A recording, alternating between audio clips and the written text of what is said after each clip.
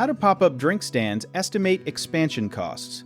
Most pop-up drink stands estimate expansion costs by adding up three things together, which are equipment, permits, and inventory, then multiplying that total by the number of new locations they want to open. Think of it like building one lemonade stand and then figuring out what it would take to build 5 more just like it. First, they look at equipment, things like a cart, a cooler, a generator, and cups, and figure out how much one full setup costs. Then they check permits, because most cities charge a fee just to let you sell drinks on a sidewalk or in a park, and that fee changes depending on the city.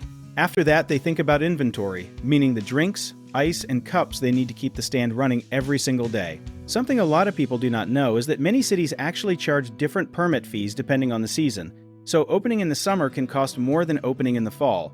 Smart stand owners also build in a buffer of about 10% extra for surprise costs like a broken cooler or a rainy weekend with no sales.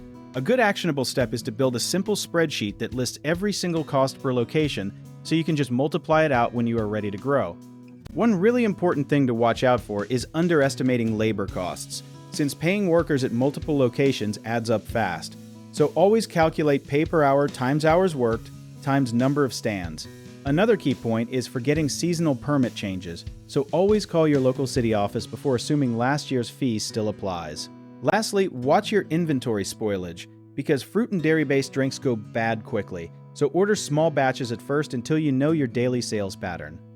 If you enjoyed this video, check out our online directories in the description below.